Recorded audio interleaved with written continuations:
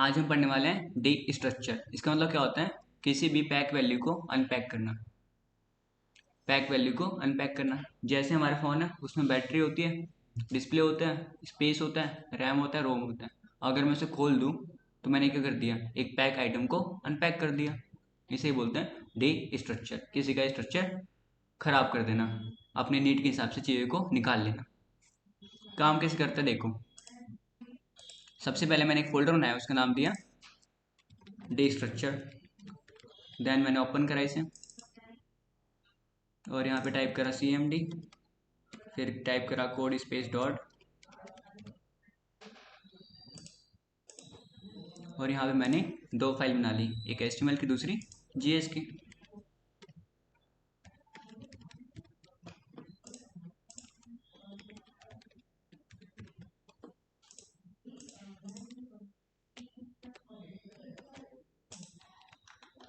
अब हम इसे लिंक कर देते हैं। स्क्रिप्ट टैग ओपन क्लोज, उसमें पास करते हैं सोर्स नाम का एट्रीब्यूट। एट्रीब्यूट में फाइल का नाम लिंक हो गया। अब चेक करते लिंक हुआ या नहीं हुआ। Console dot log check, save मारा, यहाँ से करा गो लाइव।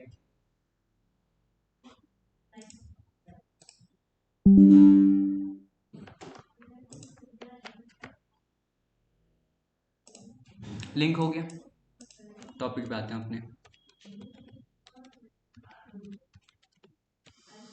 डी स्ट्रक्चर, जैसे एरे में क्या होता है? मल्टीपल वैल्यू होती है, उसकी वैल्यू को हम निकाल लेंगे अपने हिसाब से।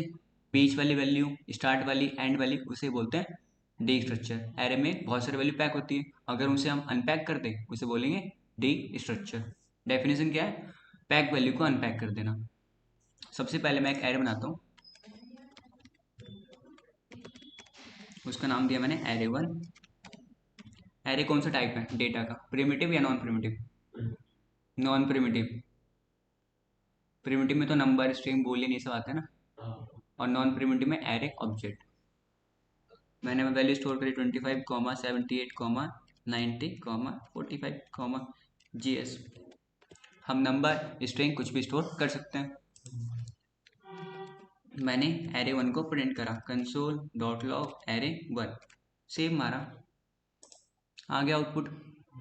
मुझे ये वाली वैल्यू निकालनी है 90। तो हमें पता है एरे का इंडेक्स नंबर कहाँ स्टार्ट होता है? 0 से। इसके लिए 0, इसके लिए 1, इसके लिए 2। तो हमने क्या लिखा? एरे ब्रैकेट, उसमें लिख दिया हमने 2, सेव मारा, 90 आ गया। ये पहला तरीका है एरे की वैल्यू को अनपैक करने का, लेकिन हमें करना आज डी स्ट्रक्चर से। ये 2015 से पहले वर्ड था भी नहीं जावास्क्रिप्ट में, 2015 के बाद आया। उसके लिए एक रूल है, LHS इक्वल है RHS, मतलब लेफ्ट हैंड साइड इक्वल होना चाहिए राइट हैंड साइड के। इसका हमने नाम लिया एरे वन, देन मैंने इक्वल का साइन लगाया। इतना क्लियर? फिर एक वेरिएबल ले लो, वेर लेट कॉन्स्ट, कुछ भी, मैंने लिया कॉन्स्ट। देन मैंने एरे ब्रैकेट लगाया, क्यों? क्योंकि ये एरे है। फिर मैंने इसके लिए नाम दिया A, इसके लिए B, इसके लिए C, इसके लिए D, इसके लिए E। नाम कुछ भी दे सकते हो। मैंने लिखा A, B, C, D, E। इसका मतलब क्या हुआ? Const A, B, C, D, E किसके इक्वल है? एरे वन के। हो गया हमारा रूल, LHS इक्वल है RHS के। अब मैं करता हूँ प्रिंट, कंसोल डॉट लॉग ए, आ गया A की वैल्यू 25। मुझे करना है C को प्रिंट, मैं लिखा कंसोल डॉट लॉग C 90। ऐसे मुझे GS को प्रिंट करना है, इसका नाम क्या दिया था हमने? E। मैं लिखा कंसोल डॉट लॉग E। अगर एक साथ प्रिंट करना सबको तो A, B, C, D, E, same मारा, आ गया आउटपुट। यही होता है डी स्ट्रक्चर, अपने हिसाब से एरे की वैल्यू को अनपैक कर देना। इतना सही है? क्लियर है इतना? मैंने करा इसे कमेंट स्टार स्लैश और स्लैश स्टार। अब मैंने फिर से एक एरे बनाया। अब मुझे बस ये वाली वैल्यू चाहिए 45, वो भी किस मेथड से? डी स्ट्रक्चर से। तो फिर से वही रूल, LHS इक्वल में RHS।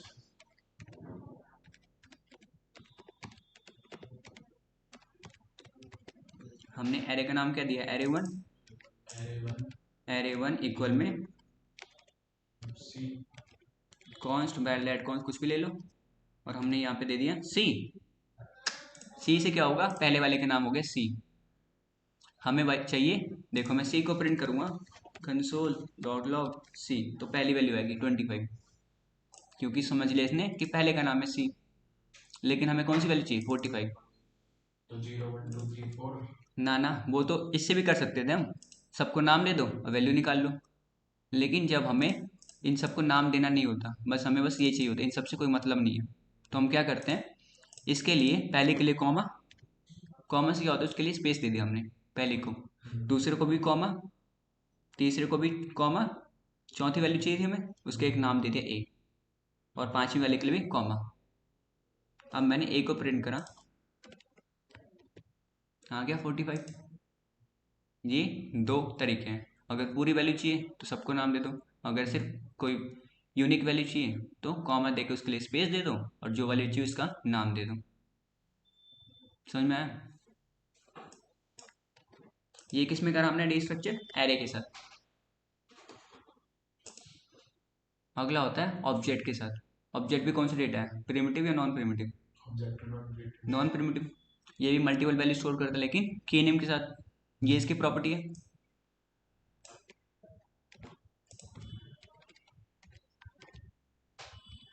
सबसे पहले मैं एक ऑब्जेक्ट बनाता हूँ, उसका नाम दिया मैंने ओबीजे।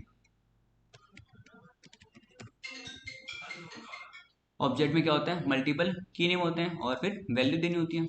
मैंने एक नेम लिखा, मतलब की नेम लिखा, और उसकी वैल्यू दी मैंने राहुल, फिर कॉमा लगा के दूसरी वैल्यू दी रोल नंबर के लिए, पहले की नेम 35, फिर दूसरा लिखा मैंने ब्रांच, ब्रांच में लिखा मैंने CSC। ये राहुल क्या है, सेट ऑफ कैरेक्टर, इसलिए मैंने इसे डबल कोट में लिखा। ये 35 नंबर है, इसलिए मैंने बिना कोड के लिखा। और CSC भी सेट ऑफ कैरेक्टर स्ट्रिंग है, इसलिए मैंने इसे डबल कोट में लिखा। अब मैं करता हूँ प्रिंट। ऑब्जेक्ट का नाम क्या है, ओबीजे, मैं लिखा ओबीजे, सेव मारा, हमारे पास ऑब्जेक्ट आ गया पूरा। मुझे ये वाली वैल्यू चाहिए नेम, तो कैसे निकालेंगे, ऑब्जेक्ट डॉट की नेम, मैं लिखा डॉट की नेम क्या है, इसका नेम आ गया राहुल। ऐसे मुझे चाहिए रोल नंबर, तो मैं लिखूंगा कंसोल डॉट लॉग, ऑब्जेक्ट का नाम क्या है ओबीजे, डॉट में की नेम क्या है, रोल नंबर, आ गया 35। लेकिन हमें किससे करना है, डी स्ट्रक्चर से। ये तो तरीका हमें पता है पहले से, हमें करना है डी स्ट्रक्चर से। इसका रूल भी सेम है, LHS इक्वल है RHS।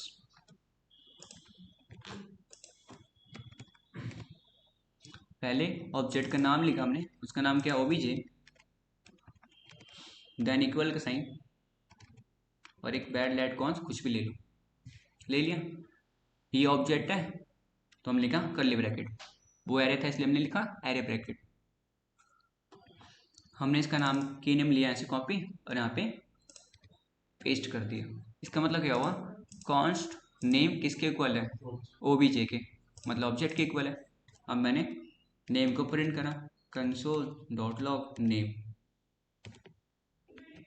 सेव मारा, आ गया नेम। ऐसे मुझे चाहिए रोल नंबर, मैं लिखूंगा कॉन्स्ट एरे ब्रैकेट नहीं कर्ली ब्रैकेट, लिखूंगा रोल नंबर इक्वल किसके है, ऑब्जेक्ट के, ऑब्जेक्ट का नाम क्या है ओबीजे। मैं प्रिंट करता हूँ रोल नंबर को, मैं लिखा console dot log roll number, आगे 35। ये होता है ऑब्जेक्ट के साथ डी स्ट्रक्चर। इतना क्लियर, इजी था। ऐसी जो मर्जी वैल्यू निकाल लोगे, ब्रांच भी, रोल नंबर भी, नेम भी, इसमें भी और की नेम का निकाल लोगे इजीली। रूल बस यही है, LHS इक्वल है RHS के। मेन जो है, जो थोड़ा सा न्यू है तुम्हारे लिए, वो है एरे ऑफ ऑब्जेक्ट। ये पहली बार नाम सुन रहा हूँ अभी। इसका नाम है एरे ऑफ ऑब्जेक्ट, मतलब एरे के अंदर ऑब्जेक्ट, यही हुआ मतलब इसका हिंदी में। इसमें क्या होता है, जब एक एरे के अंदर मल्टीपल ऑब्जेक्ट हम प्रिंट करते हैं तो उसे बोलते हैं एरे ऑफ ऑब्जेक्ट। एक एरे जो होता है वो बहुत सारे ऑब्जेक्ट को स्टोर कर सकता है, ये इसकी प्रॉपर्टी है। एक एरे बहुत सारे ऑब्जेक्ट को स्टोर कर सकता है, इसे बोलते हैं एरे ऑफ ऑब्जेक्ट। सबसे पहले मुझे एक एरे बनाना होगा, मैं उसका नाम दिया एरे 1। एरे बन गया ये। अब मुझे इसके अंदर मल्टीपल ऑब्जेक्ट कॉल करना है। मैं लिखूंगा ये ऑब्जेक्ट हो गया, कॉमा लगा के मैंने दूसरा कर दिया, कॉमा लगा के तीसरा कर दिया। कॉमा लगा के आप मल्टीपल स्टोर कर सकते हो with the help of comma. एक एरे के अंदर हमने कितने ऑब्जेक्ट ले लिए? 3, वो भी कैसे? कॉमा से। आप चाहो तो यहाँ पे 50, 100, 200, 300 जितने मर्जी ले लो, लेकिन कॉमा लगाना मत भूलना। मैंने इसे अरेंज कर दिया, ठीक है। ऑब्जेक्ट में क्या होता है? की नेम और वैल्यू, की नेम वैल्यू। तो हम की नेम लिखते हैं पहले, नेम और वैल्यू देते हैं साहिल। देन रोल नंबर, वैल्यू देते हैं 25। फिर हम देते हैं ब्रांच, ब्रांच में देते हैं CSC। इतना क्लियर? देन मैंने इसे कॉपी करा और यहाँ पे पेस्ट करा, यहाँ भी पेस्ट करा, क्योंकि की नेम को सबका सेम होगा ना। जैसा भी आपका नाम क्या है? साहिल, और की नेम क्या है? नेम। अब यहाँ पे किसी और का नाम डालता हूँ, मैं लिखा दीपक। की नेम तो सेम है सबके लिए, रोल नंबर चेंज होगा उसके लिए, उसका रोल नंबर देता हूँ मैं 15। ब्रांच सेम ले लो, कोई नहीं। यहाँ लिखता हूँ मैं दोबारा नेम, लिखता हूँ मैं यहाँ पे जतिन। रोल नंबर चेंज करता हूँ मैं 7। ब्रांच भी चेंज कर देता हूँ BM, ठीक है। ये हो गया एरे ऑफ ऑब्जेक्ट। जब एक एरे के अंदर मल्टीपल ऑब्जेक्ट होता है उसे बोलते हैं एरे ऑफ ऑब्जेक्ट। इंटरव्यू में ऐसे क्वेश्चन पूछेंगे, एक एरे ऑब्जेक्ट बना, उसे डे स्ट्रक्चर करके दिखाओ। ये ध्यान से देखना, हमने एक एरे बनाया, उसके अंदर ऑब्जेक्ट बना लिया।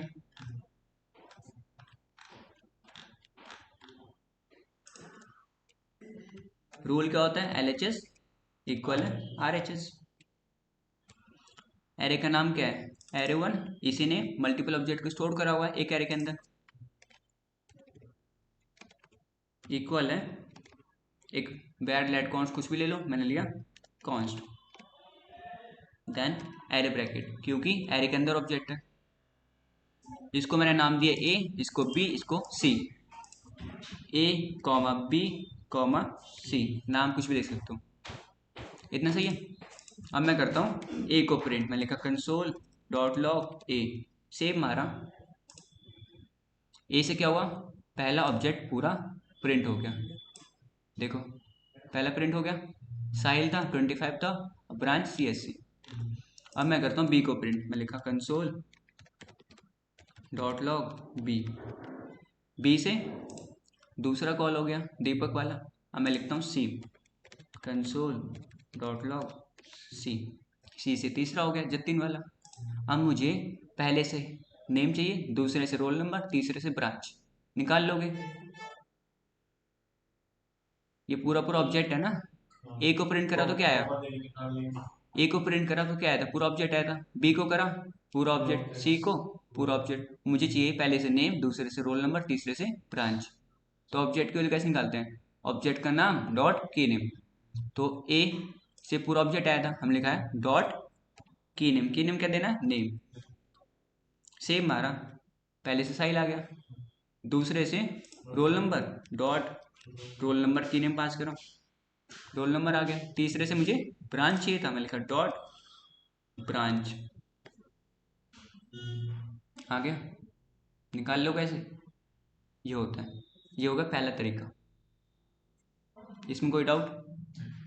बस क्या करना होता है, LHS इक्वल है RHS। और A को प्रिंट करा था पूरा ऑब्जेक्ट आया था, B को पूरा ऑब्जेक्ट, C को पूरा ऑब्जेक्ट। उसकी वैल्यू निकालनी हो तो कैसे निकालेंगे? डॉट की नेम से, डॉट की नेम डॉट की नेम। ये होता है पहला तरीका। दूसरा क्या होता है?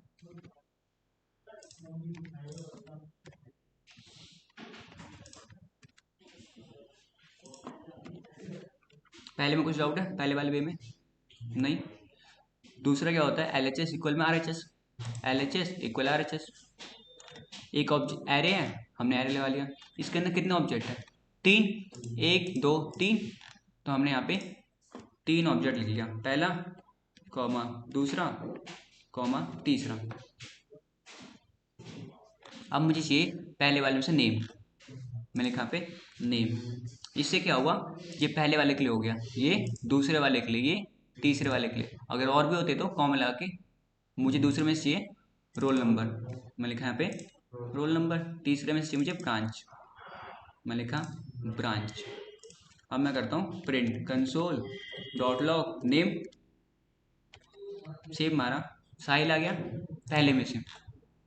अब मैं करता हूँ रोल नंबर को print console dot log roll number. Roll number आया 15 दूसरे में से, ये पहला था ये दूसरा, और कॉमा लगा के हमने तीसरा। कॉमा लगाना मेन होता है। कंसोल डॉट लॉग ब्रांच आ गया, तीसरे में से ब्रांच बी है। ये हो गया दूसरा तरीका। दोनों ही सही है, जो इसे लगे उसे कर सकते हो। इतना समझाया? बच्चे फंसते कहाँ पे वो देखो। इसे मैंने करा कमेंट, ठीक है, और इसे मैंने कॉपी करा। इसमें कुछ नहीं हुआ है, नहीं ना। अब मुझे चाहिए इसमें से भी नेम, इसमें से भी नेम, और इसमें से भी नेम। जैसे मुझे सब में से सेम प्रॉपर्टी चाहिए होगी। एक एग्जांपल है नेम का। अगर मुझे सब में से रोल नंबर चाहिए होगा, सब में से ब्रांच चाहिए होगा, तो मैं क्या लिखूंगा? नेम। दूसरे में से भी नेम, तीसरे में से नेम। लेकिन यहाँ पे एरर आता है, देखो name has already been declare. Name आपने यहाँ पे पहले से डिक्लेयर कर दिया, फिर यहाँ पे भी कर रहे हो, यहाँ पे भी कर रहे हो, इसलिए एक एरर देता है। इससे बचने के लिए हम करते हैं रीनेम यूज। रीनेम, इसका हम रीनेम नाम कर देंगे। रीनेम मतलब कोई दूसरा नाम दे देंगे with the help of colon. Colon लगा के उसका न्यू नाम दे दो ए, फिर इसका भी कॉलन लगा के एक न्यू नाम दे दो बी। अब पहले का नाम नेम हो गया, दूसरे का नाम ए हो गया, और तीसरे का बी हो गया। कौन से की नेम के लिए? नेम वाले की नेम के लिए। इंटरव्यू में ऐसे पूछता है आपसे, इन तीनों में से सेम प्रॉपर्टी निकालो, तो पहले उसे रीनेम करना होता है, क्योंकि रीनेम नहीं करोगे तो एरर आएगा जो भी आया था, name has already been declare.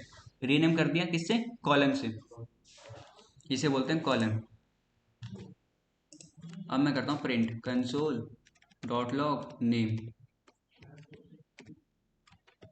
साहिल, पहले में साहिल था, दूसरे में दीपक है। मैं लिखा कंसोल, क्या लिखूंगा? ए। आ गया दीपक। अगर मैं यहाँ पे नेम लिखता तो यहाँ पे तो सर नेम को वो डालेंगे ना, नेम कॉलन नहीं। हाँ, तो अगर मैं यहाँ पे नेम डाल रहा हूँ तो साहिल दे रहा है, क्योंकि साहिल के लिए हमने नेम कर रखा है। अब मैं यहाँ पे ए डालूंगा तब आएगी दीपक। और सर नेम कॉलन नहीं डाले तो ये बोल रहा हूँ नेम कॉलन कॉलन ए, ये दे रहा है ना।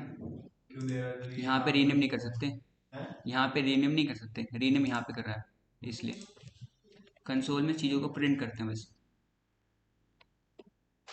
आगे दीपक, दूसरे वाले का नाम क्या था? दीपक। तीसरे का नाम है जतिन, और उसका हमने नाम क्या कर दिया? Rename B. मैं लिखा कंसोल लॉग बी, आगे जतिन। इंटरव्यू में ये क्वेश्चन पूछते हैं, एक एरे बनाओ, उसके अंदर मल्टीपल ऑब्जेक्ट बनाओ, और सेम प्रॉपर्टी प्रिंट करो सब में से। जैसे अभी मैंने नेम लिया है, आपसे बोल दिया सबकी ब्रांच प्रिंट करो, तो कैसे करोगे? रीनेम कर दोगे कॉलन से, और फिर उसका न्यू नाम जो दिया आपने उसे प्रिंट करोगे। यही होता है डी स्ट्रक्चर। वैल्यू को अनपैक करना, पहला एरे में, दूसरा ऑब्जेक्ट में, तीसरा एरे ऑफ ऑब्जेक्ट में। जब एक एरे मल्टीपल ऑब्जेक्ट को स्टोर करता है उसे बोलते हैं एरे ऑफ ऑब्जेक्ट। करो इतना।